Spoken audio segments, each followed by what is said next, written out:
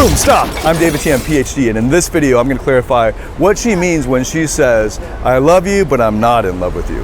Welcome to Man Up, episode 147. Masculinity for the intelligent man.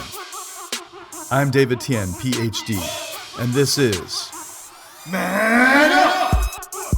Hey, this is David Tian, Ph.D, and for over the past 10 years I've been helping hundreds of thousands of people in over 87 countries attain success, happiness, and fulfillment in life and love, and here I am in Tokyo. Oh, by the way, welcome to Man Up, episode 147.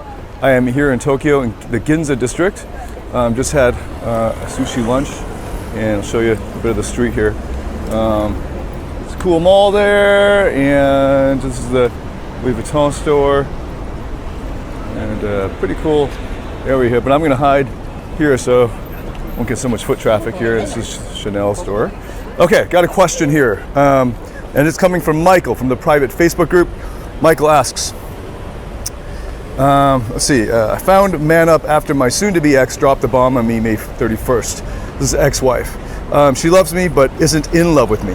What the fuck? After 19 years of love, dedication, putting in the work, providing for my family, she's deciding to bail. To be clear, there's no domestic violence or cheating.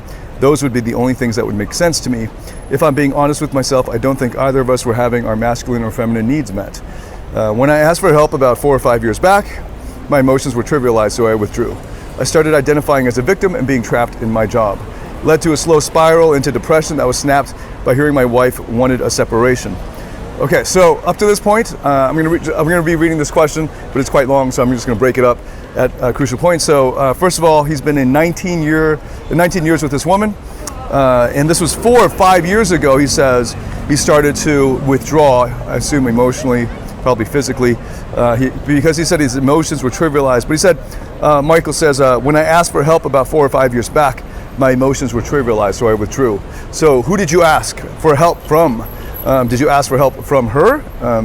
If that's the case, then that's not a very well. It's important that you share in the relationship, but to require her to save you is going past your boundaries. That'd be a boundary issue for the two of you. And but maybe you asked for help. Did you ask for help from a therapist or from your buddies? It's really important for the context. But either way, withdrawing is bad. So you kind of know already how it happened. 4 or 5 years into ago, so that was already 15 years into the relationship. You felt like you weren't feeling masculine then, and you withdrew because your masculine needs weren't being met. This is a pretty passive aggressive thing you did, and then of course everything spiraled down from there. Okay, so that's how we understand this, but actually the problem didn't start from 4 or 5 years ago. It started from much earlier, and I'll get to that. But continuing on with the question. He then turned it around. I began working out every day, got a CPAP and have been sleeping better, began reading about depression and learning how to use acceptance and mindfulness to overcome irrational thoughts. Excellent. Started seeing a therapist. Oh, awesome. So I assume when you were asking for help before that, you weren't asking for help from a therapist if you just started seeing one then. Got on Wellbutrin meds, already cut back dosage and looking to completely stop within 6 months. Good. Visited support groups and even started meditation. Excellent. Oh yeah, I quit my job as a high school principal and started my own academic consulting business. Awesome, this sounds just excellent. You're on the right track. So he says, questions. She just turned 38. I'm 41. Is there a way to tell if this is a midlife crisis of sorts? If so, what should I do? Where's the question here? If it is, what should I do? Give space or fight like hell? Number 2, question 2, I read and heard it can take half the time you were in the relationship to recover from a breakup. Does that mean I need to wait another 9 years to get over this? I appreciate the Man Up community and consider myself to be an intelligent male, maybe too intelligent and not enough emotional maturity. Thanks for reading. Okay, so here's the deal. First of all, I don't think you'll need to take 9 years to recover from this breakup because you've been recovering on your own. You've been on the way to recovery for, as you say, the past 4 or 5 years because the steps you've been taking to regain that masculine energy you were missing is all good. So working out, getting the meditation, seeing a therapist, visiting support groups, these are awesome. I would add in there, as I mentioned before, traveling and changing your environment and your context to establish new physical anchors around you. So watch one of the previous episodes, I think it was like 2 or 3 episodes ago on how to get over a breakup. Also, I will be making a free course on that as part of the Man Up course primer. So look out for that. It'll be in the pin post at the top of the group, so you can get access to that complimentary when it's ready. And that will go into a lot more detail, more detail than I can give in a quick video here. Change. So I would just add to that. You want to do more travel, change your physical anchors and environmental anchors. Let's just give some context for what's happening here. She turned 38, you're 41 now. This is a 19-year relationship. A lot of the guys giving advice here it's out of context. I mean, I keep mentioning this. Somebody else was giving advice to somebody who was 22 years old, a 22-year relationship, and telling them to game the girl. This is stupid. She's going to see right through it. She's known you for longer than some of the guys in the group if you've been alive. So you can't fake your way through this like a lot of pickup artists try to do. So let me answer your question. Should I give space or fight like hell? That is completely up to you. Is it a midlife crisis of sorts? Yeah, of course it is. It's pretty fucking obvious. And in fact, midlife crises are just normal growth process. Because if you have a midlife crisis, that's an issue of like, you stop, you look at your life, and it's not what you expected it to be, and you realize, oh shit, maybe you lost the chance to travel the world. Maybe you lost the chance to party it up, and you missed that. And you're like, fuck, now I have kids, I have all these responsibilities. So that's not so much of a midlife crisis. That's just you looking at reality and going, fuck, the life I expected to have isn't what I have. So go ahead and address that. Find some way within that's why I would tell people who are having so-called midlife crises. But I have these midlife crises that help you to grow. So here's something I want you to remember. I'm going to make another video on this. You win or you learn. And when it comes to on a regular basis, like every 2, 3, 4 years, you should have a major life change, because that's when you grow. People who stay on the same route, they get stuck in a rut, and nothing really happens except small incremental growth. But to have real change, there's always going to be like a paradigm shift level change. It's going to seem like a crisis to other people on the outside, but that's actually just growth. So is this a major change in your lives, both of you? Obviously, right? So let me explain. So here's what you need to do. Not go through like 9 years of so-called recovery, whatever that is, joining support groups the whole time. But you should do that too. But also, it's mostly knowledge, because knowledge is power. Knowledge is power, especially in the context of psychology and in the context of this relationship. So understand what's happening here in a 19-year relationship. Now, my arm's getting a little tired here. Been doing shoulders for too long and now it's sore. So I'm gonna try to get that. Okay, so take a look at this graph. Let's see if you can see it. I'm holding it up from another phone here. So you see that, this is kind of weird, I've never done this before. Holding up one phone to the other. I gotta keep it in center. So you see that the x-axis is time, and the y. So the axis going up and down. I think that's the y-axis is intensity, and the axis going left and right. I think that's x is time, right? So the line that suddenly does a precipitous drop after a very short period of time, that's what scientists call passionate love. And the other line that slowly, gradually goes up and then sort of levels off, that's companionate attraction or companionate love. And can you hold this for a second? Thanks. My hand is shaking. And what that is showing is that over time, when you're in this feeling of in love, she keeps saying, I love you, but I'm not in love with you. This is a super common thing. In fact, it's so common that everybody should expect to feel this. Everybody who doesn't have training with David Tian, Ph.D., everybody who hasn't undertaken years of study psychology should expect to have that precipitous drop-off. And the big question is, can you make the transition from that drop-off of passion, of butterflies in the stomach, of the natural honeymoon period, into the sustainable companionate attraction where, the images, the old couple sitting, side by side in the rocking chair, looking off into the sunset or the sunrise or whatever it is, and content and happy that way. And I actually believe that there is a way to make it not just companionate attraction, not just settling for that sort of like low level of intensity kind of attraction, but actually keep the passion going over time. And I've actually made a complimentary course for you just on that. So click the pinned post in the Man Up group for how to make your relationship passionate.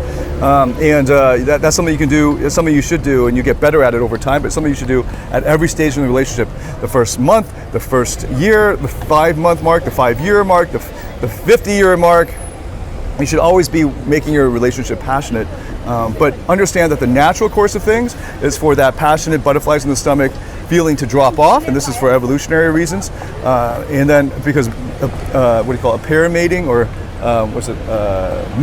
when you have a mating for the purpose of having children, and then staying together long enough for the children to grow up to be big enough that they can survive on their own. That pair bond is no longer necessary evolutionarily. So we would naturally have those feelings disappear. And you have to take extra efforts to transition those feelings into something lasting longer.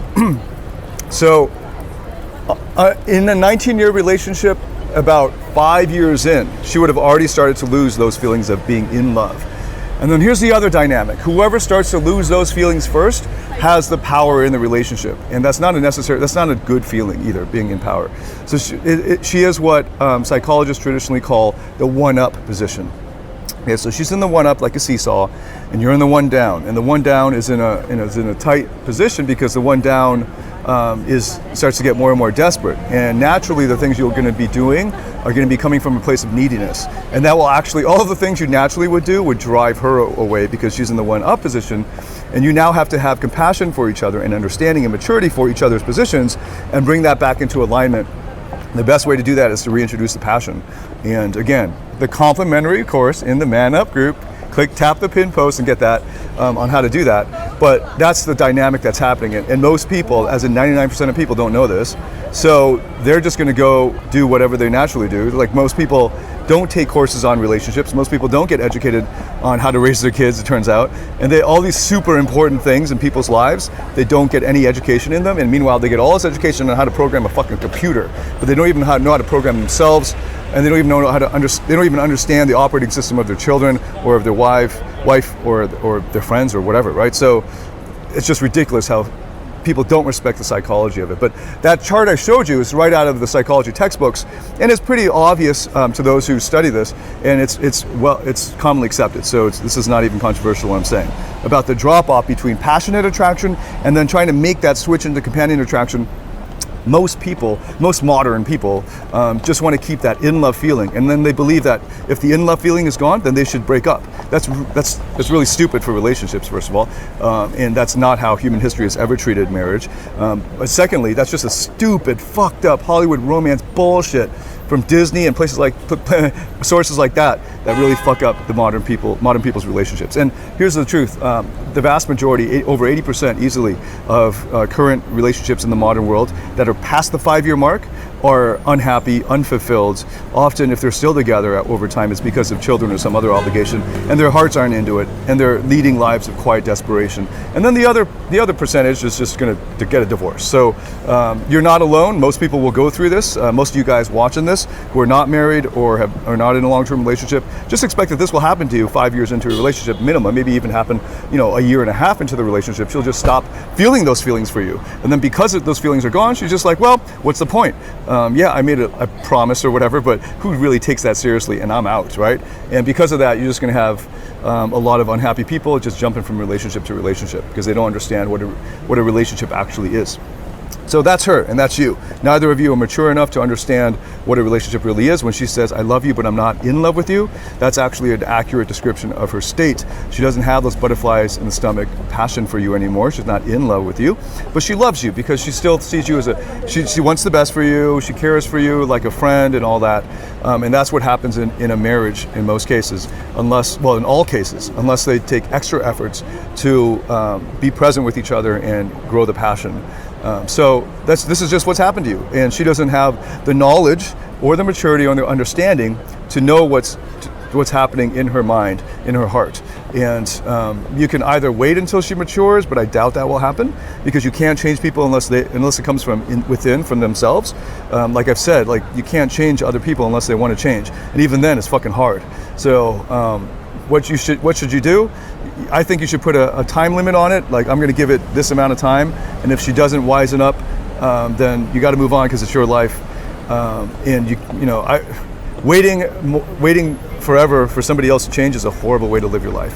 Or the better thing is just to move on and chalk it up to knowledge, because you've now learned something, you're welcome. I've just taught you. But the other thing is, because of this experience, you've now learned this deep lesson about what relationships actually are and the difference between passionate and companionate attraction. And you know it at a better level, at a deeper level, at an experiential level, better than guys who haven't been through this. They just know it at a theoretical level. So this is an important lesson, and there's a lot of education that you still have left to do. Fuck, even if I could snap my fingers and make this relationship magically come back together, you're just gonna all fuck it up all over again. You're just gonna fuck it up again because you didn't learn the deeper lesson of what it takes to create passion in a relationship and then to sustain it and grow it.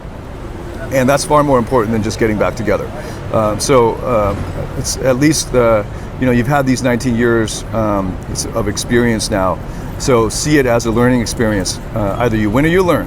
So I'm going to end it there. A takeaway is join the private Facebook group, tap the pin post, and get all those free courses I prepared for you. One is on how to make a relationship passionate. There will be another one soon on recovering from a breakup. In this case, recovering from a divorce.